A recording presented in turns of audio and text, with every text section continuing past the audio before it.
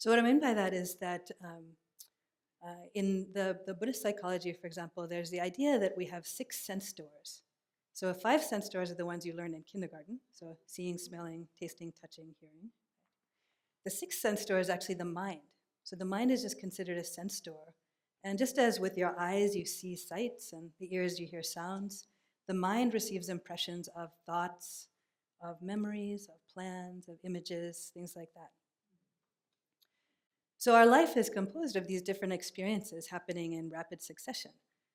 So mindfulness can help us to become clear about what's happening through each of these different sense doors at different times.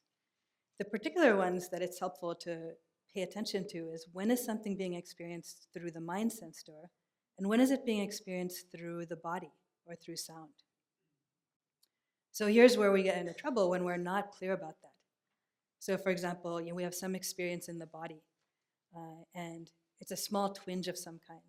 And that's the experience in the body was just that. It's like vibration or a temperature change or something in the moment. But then the mind gets active about it. So it's like, oh, what happened to my knee? Oh no, is it that old injury acting up? I really should get that looked at. I'm just really getting old. I wonder if I'll need crutches. I wonder if, right? So like on and on and on like that, right? So then, we get into a big huff about it, and actually all that happened, in fact, the initial moment of that experience is already gone. It's long gone. And now we're actually just living in our mind, right? Like we're just living in this imaginary world. So it's helpful to be able to differentiate, to have some clarity about what sense door are we experiencing things through. What is actually happening in this moment in that way, and particularly to be tuned into the mind. Another dimension of this that's helpful is this aspect of developing openness. So mindfulness as ability to observe with clarity, without differentiation, whatever it is that's happening.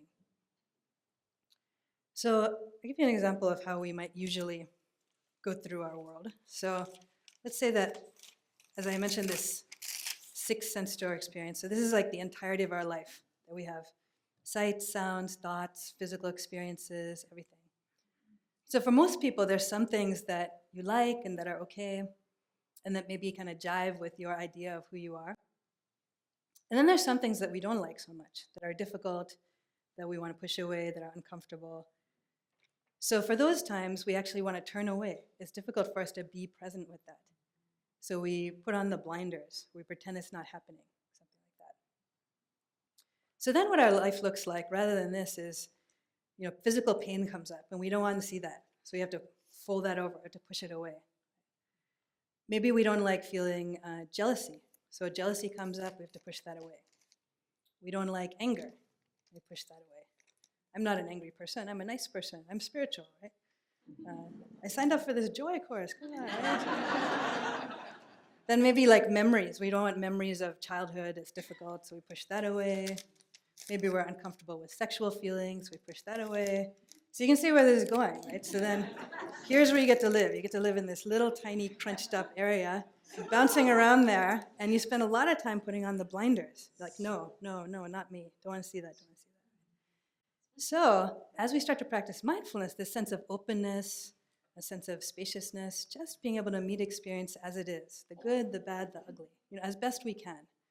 Then we start to get back all of this. We get to see what life is really like. And as we do that, we both have a more spacious life, but then we can actually really see, what is the nature of our life? What are things that are actually the obstacles to experiencing this joy that we're trying to awaken or cultivate? When is this joy actually here? What are the conditions that support it arising?